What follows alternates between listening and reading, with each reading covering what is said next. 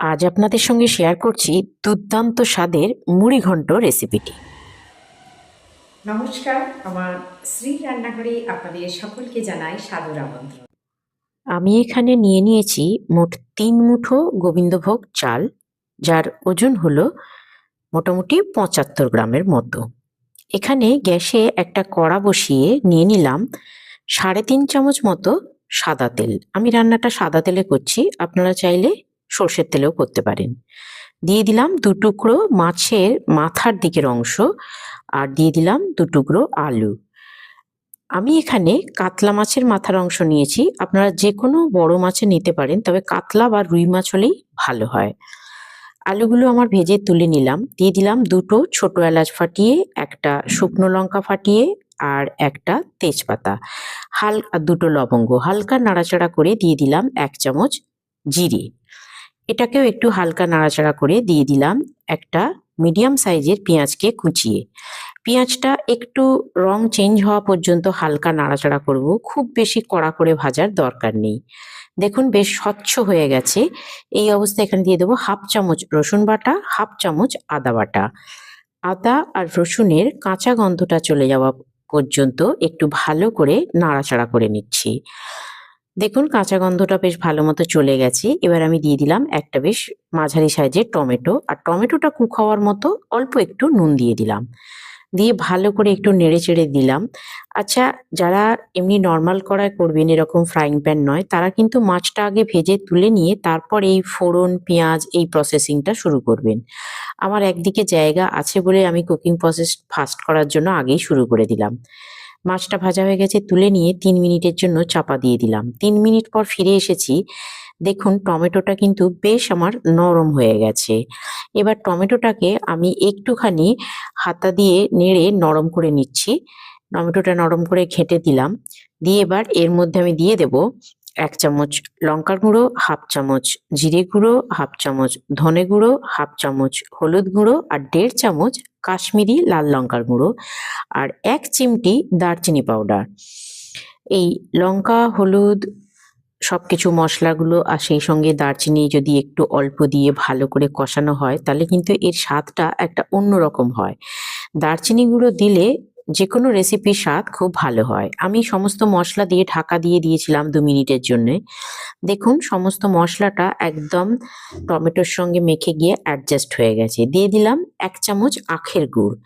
আমার কাছে আখের গুড় আছে, আমি আখের গুড় দিলাম। আপনারা চাইলে চিনিও দিতে পারেন। আর যদি কোনো স্বাস্থ্য সমস্যা থাকে তাহলে চিনি গুড়টা স্কিপও করে যেতে পারেন। দিয়ে দিলাম ১ মুঠো ভর্তি করে কড়াইশুঁটি। শীতকাল আর কড়াইশুঁটি দেব না তা কি হয়? তাই যেকোনো রেসিপিতে অবশ্যই কিন্তু এই সময় আমরা একটু কড়াইশুঁটি দিই। আমি দিলাম। আপনারা দিতেও পারেন, না চাইলেও স্কিপও করে যেতে পারেন। আমি ভেজে রাখা মাছের একটা টুকরো এখানে দিলাম। আমার কাছে আজকে মাথা ছিল না, তাই আমি মাছের মাথার কাছে যে অংশ সেই একটা নিয়ে এটা রেসিপিটা করছি। আপনারা যদি মাথা থাকে মাথাটা দেবেন, তবে মাথাটা কিন্তু এই পর্যায়ে ভালো করে ভেঙে একটু কষিয়ে নেবেন। আমিও ওইজন্য ওই একটা টুকরোকে একটু দিয়ে ভালো করে মসলার সাথে কষিয়ে দিচ্ছি। কারণ এইভাবে কষিয়ে দিলে যখন পুরো রেসিপিটা রান্না হবে তখন এই মাছের স্বাদটা কিন্তু পুরো রেসিপিতে চলে যাবে। এবার ভেজে রাখা আলুগুলো দিয়ে দিলাম, দিয়ে একটু ভালো করে কষিয়ে দিচ্ছি। আমি এখানে মোটামুটি প্রমাণ একজন মানুষের মতো, অর্থাৎ ৭৫ গ্রাম চালের করছি, তাই ২ টো আলু দিলাম। আপনারা যতজনের করবেন সেই বুঝে আলুর পরিমাণটা বাড়িয়ে কমিয়ে নেবেন। আর যদি না চান আলু দেবেন না। তো আমি গোবিন্দভোগ চালগুলোকে বেশ ২-৩ বার ভালো করে ধুয়ে নিয়ে এর মধ্যে দিয়ে দিলাম। দিয়ে চালটাকে আমি মিনিট ৩ থেকে ৫ এর মতো একটু লো ফ্লেমে ভালো করে ভেজে নিচ্ছি। আমার রেসিপিটি কেমন লাগলো আপনি আমাকে অবশ্যই জানাবেন। আর আপনি কোথা থেকে দেখছেন আর আপনার নামটা সবটাই জানাতে ভুলবেন না। আপনারা বাড়িতে মুড়িঘন্ট কিভাবে করেন সেটা জানাবেন। তাহলে আমারও নতুন করে কিছু জানা হবে। আপনার যেকোনো মতামত আমার কাছে অত্যন্ত গুরুত্বপূর্ণ। ভিডিওটি পুরো দেখার পর ভালো লাগলে একটা লাইক করে দেবেন এবং পাশে থাকা বেল আইকনটি প্রেস করে দেবেন, যাতে আমার সমস্ত রেসিপি আপনার কাছে পৌঁছে যায়। আপনার কোনো প্রিয়জন বা বন্ধুর কাছে রেসিপিটি শেয়ার করে দেবেন, যাতে আপনি আপনার নিজস্ব সময় মতো দেখে নিয়ে একবার রান্নাটি করতে পারেন। আমি প্রায় ৩ মিনিট ধরে এটাকে ভালো করে একটু ভেজে নিলাম। এবার আমি এখানে দিয়ে দেবো, দেখুন একদম অল্প জল দিচ্ছি কিন্তু, মানে জাস্ট ওই 4 টেবিল চামচ মতো জল দিলাম। জলটা কিন্তু খুব ইম্পর্টেন্ট। অল্প একটু জল দিয়ে ভালো করে নেড়েচেড়ে চাপা দিয়ে দিলাম 5 মিনিটের জন্য। 5 মিনিট পর ফিরে এসেছি। দেখুন চাল কিন্তু সমস্ত জলটা টেনে নিয়েছে। এই রেসিপিতে এই পর্যায়টা ভীষণ ইম্পর্টেন্ট। জলটা পুরো টেনে নিয়েছে। এই অবস্থায় চালটাকে আরেকবার একটু ভাজা ভাজা করে নেবেন, মানে একটু নাড়াচাড়া করে বেশ একটু ভাজা ভাজা করে নেবেন, অর্থাৎ নিচের চাল ওপরে, ওপরের চাল নিচে, এরকম অ্যাডজাস্ট করে দেবেন।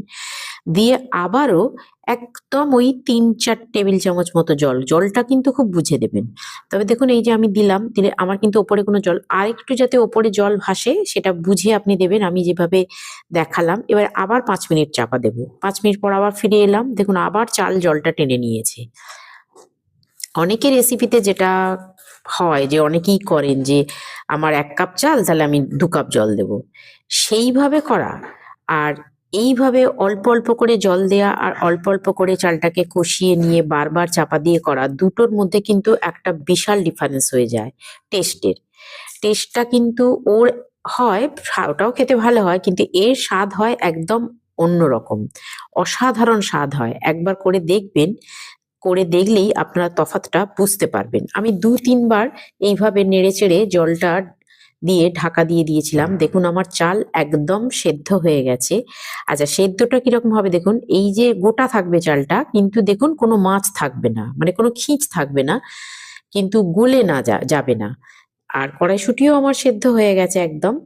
আমি চালটা আরেকটা দেখাচ্ছি, দেখবেন চালটা টিপে দেখবেন কোনো মাছ নেই, একদম মিলিয়ে যাচ্ছে, এরকম সেদ্ধ করতে হবে। দিয়ে দিলাম 1 চামচ ঘি, অল্প একটু 1 চুটকি গরম মশলার গুঁড়ো, যেহেতু আমি দারচিনি গুঁড়ো দিয়েছি, আর দিয়ে দিলাম অল্প কিছু ধনেপাতা কুচি। এই সমস্ত কিছু মানে গরম মশলা, ঘি আর ধনেপাতা কুচিটাকে একটু ভালো করে আমি চালের সঙ্গে মিশিয়ে দিলাম। আচ্ছা বলুন তো এতক্ষণ পর্যন্ত আমি কি দিইনি? আমি একটা ইম্পর্টেন্ট জিনিস দিইনি, সেটা হলো নুন। এই সমস্ত রেসিপিটি কিন্তু আমি টমেটোতে একটু নুন দিয়েছিলাম, বাকি কোনো নুন দিইনি। এই শেষে আমি সমস্ত নুনটা দিয়ে দিলাম। চাল আর ডালের যেকোনো রেসিপি করার সময় কখনোই প্রথমে নুন দেবেন না।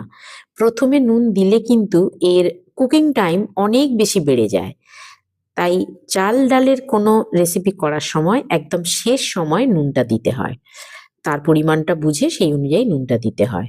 তাহলে কিন্তু তার কুকিং টাইমটাও ফাস্ট হয় আর চাল ডালের স্বাদটাও খুব সুন্দর থাকে।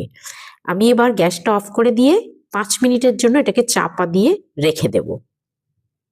আমি একটা প্লেটে সার্ভ করে নিচ্ছি।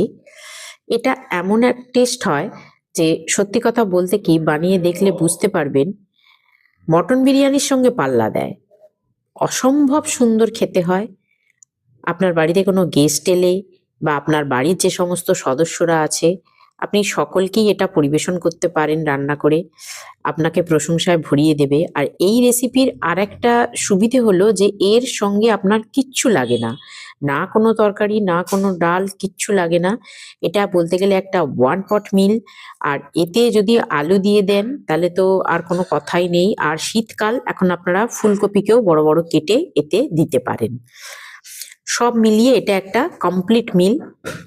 আর গোটা রেসিপিটা একদম মাছ ভাজা থেকে শুরু করে আমার মোটামুটি 40 মিনিট মতো সময় লেগেছে।